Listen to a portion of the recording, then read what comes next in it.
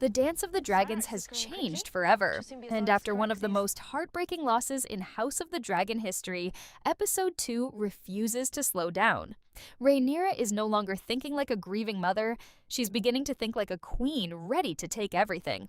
But hidden beneath the emotional scenes are shocking clues, secret book references, and Easter eggs that most fans completely missed. From Daemon's mysterious farewell at Harrenhal to Alys Rivers dropping another terrifying prophecy, this episode quietly sets up some of the biggest events still waiting to happen. There are also several moments that completely change how we should look at Rhaenyra, her allies, and even her enemies. So let's break down every major moment, every hidden detail, and every WTF Easter egg packed into House of the Dragon, Season 3, Episode 2. Rhaenyra's grief changes everything. Episode 2 wastes absolutely no time reminding us that victory always comes with a terrible price. Instead of opening with loud action or dramatic speeches, the episode lets silence tell the story. That choice alone makes the emotional weight feel much heavier. We don't immediately hear characters talking. Instead, we watch the aftermath of the Battle of the Gullet, where smoke still hangs over the sea and broken ships drift across the water. It's almost like Westeros itself is mourning. One of the first heartbreaking images is Jace's body finally being recovered and brought back to Dragonstone. The show doesn't rush this moment because it wants viewers to feel exactly what Rhaenyra is about to experience. We already knew this loss would be devastating, but seeing it happen is something completely different. When Rhaenyra finally sees her son's body, Emma Darcy delivers one of the strongest performances in the entire series.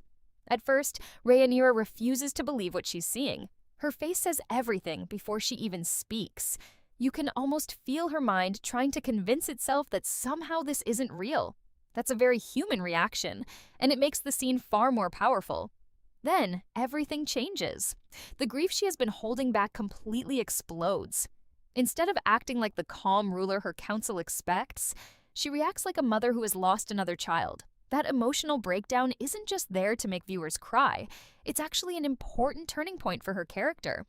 Throughout previous episodes, Rhaenyra often tried to avoid unnecessary bloodshed.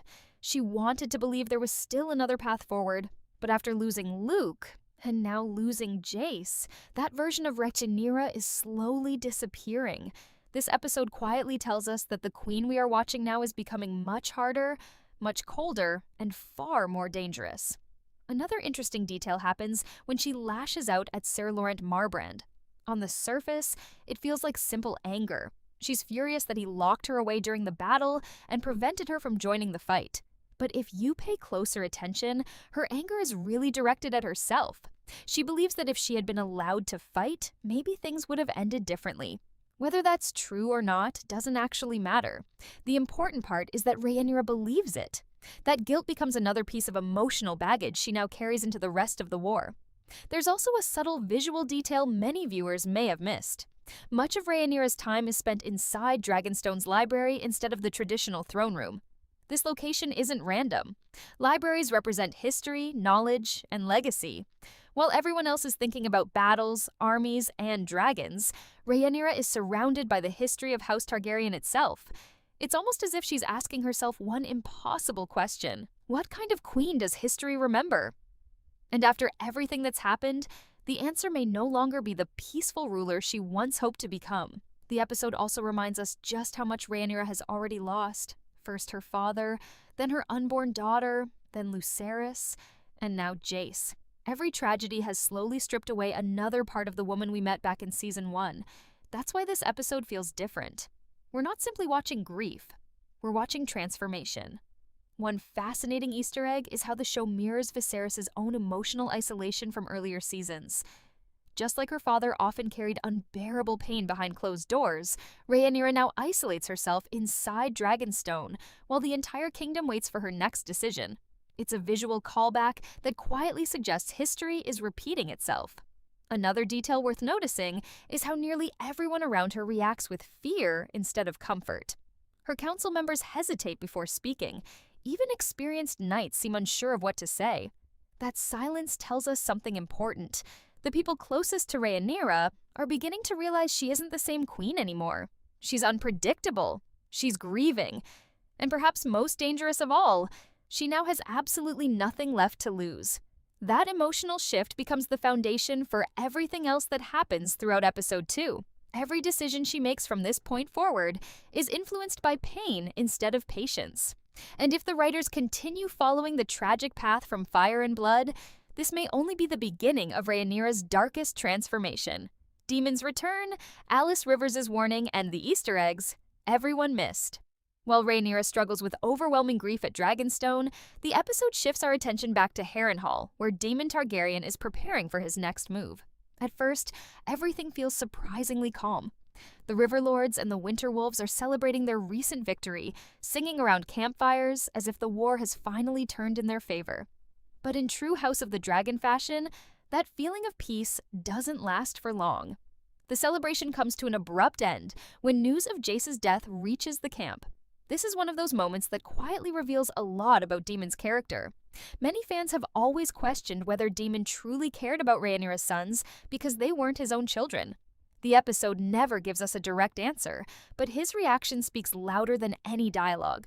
His confidence fades, and for the first time in a while, we see genuine sympathy on his face.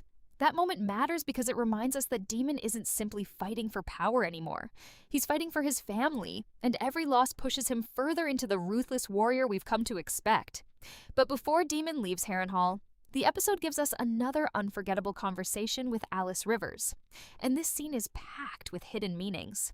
Almost every time Alys appears on screen, she's speaking on two different levels. One sentence sounds normal, while another feels like a prophecy hiding in plain sight. When she tells Daemon not to return to Harrenhal, it almost sounds like simple advice. But longtime fans immediately recognize that this line carries much more weight. It's actually a chilling piece of foreshadowing. If you've read Fire and Blood, you already know Harrenhal and the God's Eye are tied directly to Daemon's fate. Without revealing too much, the writers are quietly planting seeds for one of the biggest moments still waiting in the future. It's the kind of setup that only becomes obvious after you look back later. That's exactly what makes this such a brilliant Easter egg. The dialogue works perfectly for first-time viewers, but book readers instantly understand that Alys isn't just predicting danger. She already knows where Daemon's path eventually leads. Another fascinating detail comes when Alys speaks about Harrenhal almost as if it belongs to her. On the surface, she simply sounds attached to the castle. But listen carefully. She talks about watching generations come and go, almost like someone who's lived far longer than any normal person should. This continues one of the show's biggest mysteries surrounding Alys Rivers. Who exactly is she?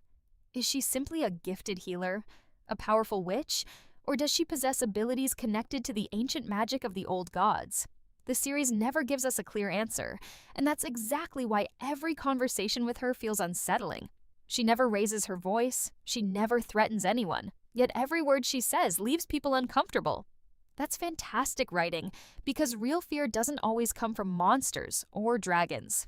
Sometimes it comes from someone who seems to know your future better than you do. There's another clever Easter egg hidden in this sequence involving the weirwood visions Daemon experienced during Season 2. Many viewers assumed those visions were over. Episode 2 quietly proves they were only the beginning. Alys continues speaking as if those visions weren't random dreams at all. Instead, they appear to be pieces of a much larger destiny connecting Daemon to events that stretch far beyond the current war. This is also where the show keeps expanding its connection to the greater Game of Thrones universe. Without directly mentioning every future event, the writers remind us that history in Westeros often repeats itself. Prophecies, visions, and forgotten magic continue influencing the choices of powerful rulers, even when those rulers refuse to believe what they're seeing. Daemon himself is a perfect example. He's one of the greatest warriors alive, but even he doesn't fully understand the supernatural forces surrounding Harrenhal, and that uncertainty makes him vulnerable. Another small detail many viewers probably overlooked is Caraxes drinking from the waters near the God's Eye before Daemon leaves. At first glance, it's just a beautiful dragon moment. But considering everything we know about the God's Eye, the location feels incredibly symbolic. The lake has witnessed countless historic events throughout Westerosi history, and once again, it's quietly becoming the center of another legendary chapter. Nothing in House of the Dragon is shown without purpose. Even simple shots often carry hidden meaning. By the end of this sequence, Daemon finally commits to returning to Dragonstone and helping Rhaenyra move against King's Landing. This decision completely changes the balance of power. For most of the season, Daemon has been separated from Rhaenyra, chasing his own visions and building alliances across the Riverlands. Now those storylines finally begin merging together. But here's the biggest question Episode 2 leaves us with. Has Daemon truly returned as Rhaenyra's loyal husband? Or has everything he experienced at Harrenhal changed him into someone far more dangerous? Considering everything Alys Rivers hinted at, it's becoming harder to believe Daemon is simply following fate. It almost feels like fate is leading him exactly where it wants him to go. And that realization may become one of the most important twists of the entire season. The road to King's Landing begins. But hidden threats are everywhere. As the episode moves forward, the focus slowly shifts away from grief and towards something much more dangerous: preparation for war. Rhaenyra may still be mourning Jace, but the people around her know there isn't time to stop. Every hour they wait gives the Greens another chance to recover, regroup, and strike back. That's why one of the biggest turning points in Episode 2 isn't actually a battle. It's a decision. For the first time this season, everyone begins moving toward the same goal: taking King's Landing. On paper, this sounds like the perfect opportunity. The Blacks have dragons, loyal armies, and momentum after recent victories. But House of the Dragon has taught us one important lesson. Whenever a plan looks too easy, something terrible is usually waiting. One detail that many viewers may have missed is how nervous several members of Rhaenyra's council appear during these planning scenes. They're no longer arguing about whether to fight. Instead, they're silently questioning whether their queen is emotionally ready to lead them. And honestly, it's a fair concern. Rhaenyra isn't making decisions with a clear mind anymore. She's making them with a broken heart. That difference could completely change the outcome of the war. Another interesting moment happens when Daemon finally reunites with Rhaenyra. Their relationship has always been complicated, but this episode quietly reminds us why they're such a dangerous pair. Rhaenyra brings the claim, Daemon brings the violence. Separately, they're powerful. Together, they're almost unstoppable. At least, that's what everyone believes. The writers cleverly avoid giving us a big emotional reunion. Instead, they focus on shared purpose. Neither of them needs a long conversation to understand what's coming next. One look is enough. They both know the war has entered a new phase. One fascinating Easter egg appears during discussions about the Dragonseeds. At first, this feels like a simple reminder that these new dragon riders still exist.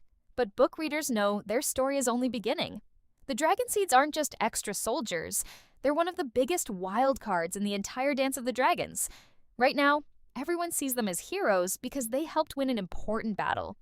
But history has a funny way of changing loyalties. The show keeps placing subtle attention on these characters for a reason. Don't be surprised if some of the people earning Rhaenyra's trust today become major problems later. That's classic House of the Dragon storytelling. It introduces important players long before revealing why they truly matter. Meanwhile, the episode also reminds us that not every enemy died during the Battle of the Gullet. This is an easy detail to overlook. Several Triarchy ships managed to escape. That may not sound important right now, but it's actually a huge piece of world building. Too often, fantasy battles make it seem like one victory ends an entire war. This episode refuses to do that. The surviving enemies scattered across the narrow sea create uncertainty. No one knows exactly where they'll strike next. That lingering threat keeps the tension alive even during quieter scenes. There's another subtle clue involving Rhaena and Sheepstealer that deserves attention. Although Rhaena isn't physically with Rhaenyra, her storyline continues developing in the background. Lady Jane Eyre allows her to remain in the Vale under very careful conditions, and that decision may have much bigger consequences than it first appears. Why? Because information is becoming just as valuable as dragons. At this point, Rhaenyra doesn't yet know the full truth about Sheepstealer's rider. Misunderstandings like this are exactly how wars become even more chaotic. Sometimes people aren't defeated by swords. They're defeated by incomplete information, and House of the Dragon constantly reminds us that rumors can be just as deadly as fire. Another brilliant piece of storytelling comes from the way the episode handles anticipation. Notice how the writers never rush toward King's Landing. Instead, they keep delaying the inevitable. Every conversation, every strategy meeting, every farewell feels like one final breath before everything explodes. That pacing builds suspense because viewers know something massive is coming. It's the calm before the storm. Perhaps the biggest hidden message in this entire section is that nobody truly feels safe anymore. Dragonstone feels vulnerable. Harrenhal feels haunted. The Riverlands remain unstable. The Narrow Sea is still filled with surviving enemies. Even King's Landing doesn't feel secure despite being protected by the Greens. Every location carries its own danger. And that's exactly how civil wars work.